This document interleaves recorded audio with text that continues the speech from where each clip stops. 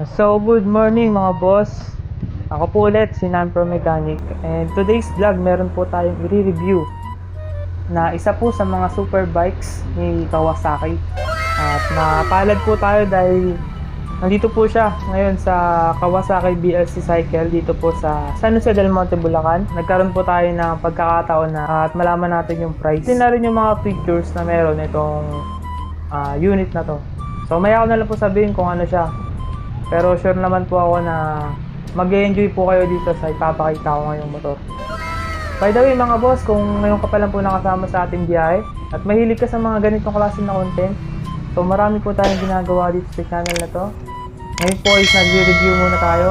Then, gagawa rin tayo ng mga vlog about sa wirings at sa mga troubleshooting sa mga motor natin. Yan, sana ma-enjoy nyo itong video na to. Update ko na lang po kayo pag medyo malapit-lapit na po tayo sa Kawasaki, San Jose del Monte, Bulacan. Hindi natin pahabahin to. Let's go!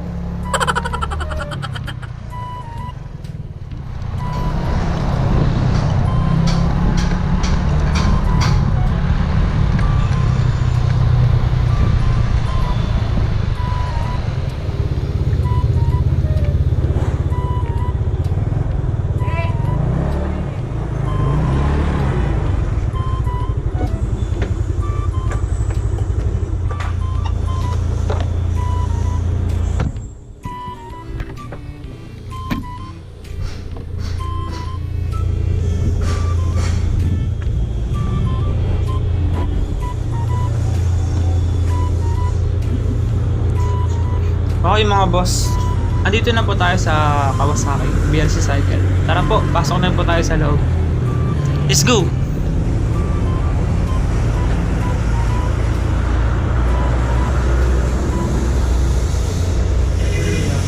Sir, pwede mag-vlog?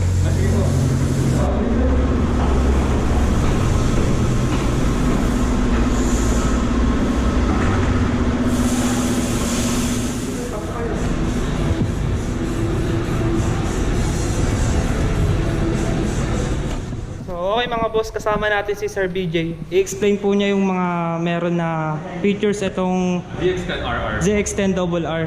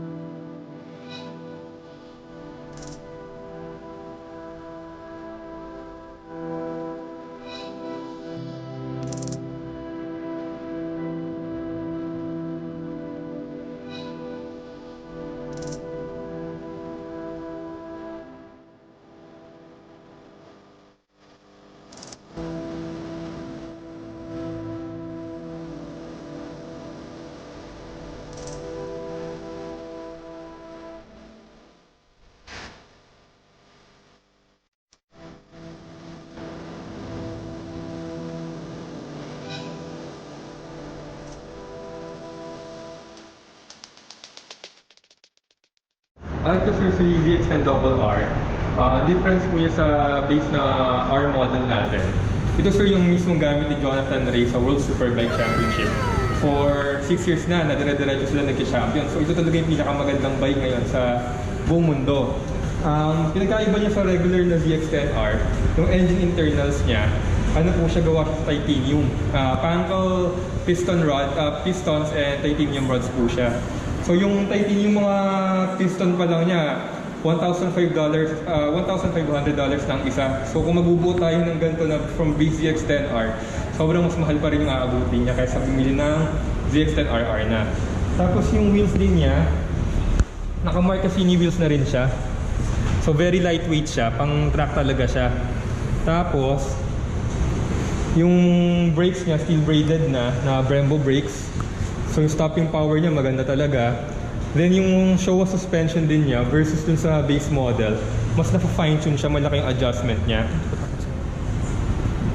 Tapos yung ano rin niya, meron siyang integrated winglets po.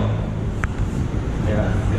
So meron yung mas malakas, yung mas maganda yung downforce niya, tsaka mas aerodynamic siya. Naiiwasan na rin yung wheelie niya, nababawasan din pag nag-hard throttle kayo. Tapos, saka sa cornery, nag-i-aid din siya sa cornery. Kasi pag malakas yung downforce sa unahan mo habang lumiliko ka, yung traction ng harapan mo, mas maganda. Tapos, yung chain din niya, iba na rin. Gold chain siya ng RK. Tapos yung tires din niya, instead na yung batlocks natin, ang na RS11 dun sa base model, ang nakakabit sa kanya, Pirelli Diablo Super Corsa SP. So ito yung pwedeng pang track, pwede rin pang road use po. Tapos, meron na rin siya ngayong cruise control. Ito po. Pag gusto nyo sa highway, pwedeng i-on nyo lang siya, isaset nyo na yung speed, kaya di na kayo mag-throttle. Okay lang po. Tapos, digital na rin yung cockpit niya. Full digital display siya. Then, may hiwalay na siya ngayon na shift light indicator. Parang yung sa mga track bike po talaga. Pag na-hit mo yung red line, iilaw siya. Ang iset, pwedeng 10,000, 13,500, hanggang 14,000. Ayan. Tapos yung maganda sa kanya, ang red line kasi nito, mas mataas ng 500 versus dun sa base model. Ang red line nung previous model, nung normal na ZX-10R lang, nasa 13,500. Ito pwede mo siyang i-rev hanggang 14,000. So yung nilalaro mong power band, mas mahaba ngayon. Tapos yung gear ratio niya, mas rin siya ngayon, mas closer na rin siya, mas maikli versus dun sa base model. Ano ngayon yung advantage nung mas maikling gear ratio? Pag mas maikli kasi yung gear ratio natin, pag nag-accelerate tayo outside of the corner, mas mabilis. Kasi yung tawag dito, yung torque niya, mas malakas din siya. Tapos, yung shifter niya up and down. Hindi ka na magka-clutch pag mas mataas sa 2,500 PM, RPM, up and down. Quick shifter po siya. Apo, yes. Pati yung downshift niya, may auto blip din siya. Okay. Tapos, yung braking system niya, may rin siya, Kawasaki Intelligent Braking System. Tinitimpla niya yung preno mo sa harap at sa likuran.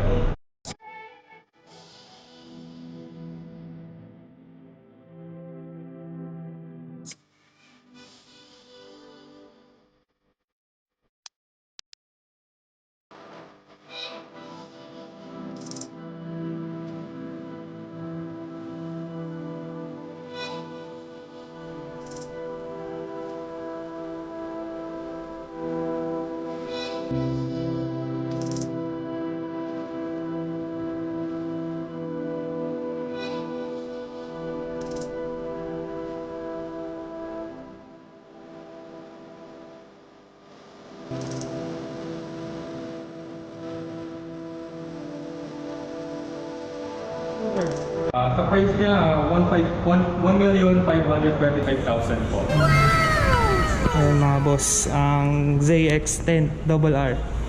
Pagkakalam ko sir, limited edition lang po yun sir, no? Yes po, for only 500 in the world po yung ginawa. Tapos sa Philippines, very limited lang po yung dumating sa atin po. Limited lang po itong ZX-10RR nila. Yes sir, I would like to invite everyone to visit our Kawasaki Crate and check out the all-new 2021 ZX-10RR. Para sa mga gusto mag-inquire, dito po sa Kawasaki San Jose Del Monte branch po nila.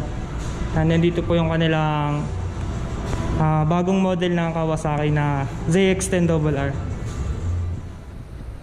Alright mga boss, magpapaalam na po tayo dito sa manager nila, kay Sir BJ. Pinainom pa tayo ng tubig, oh. Ang bait talaga, diba? Yan. Alam tayo, sir.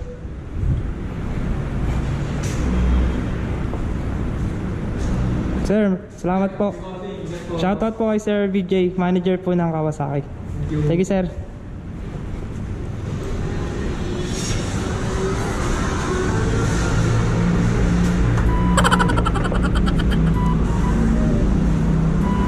Yun, bait talaga ng manager nila, Sir BJ.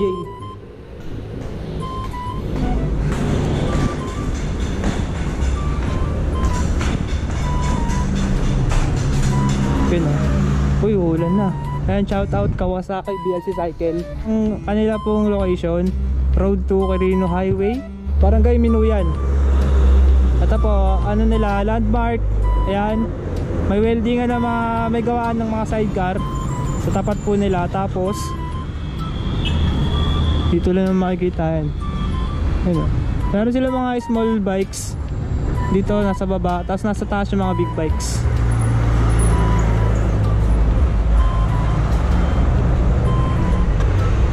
Alright, so uwi na tayo mga boss.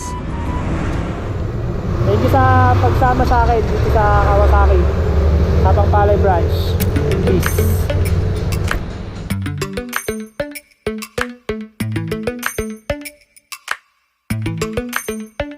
Lately, I've been lying to myself. No, I need to get some help. Hoping you could save me, baby.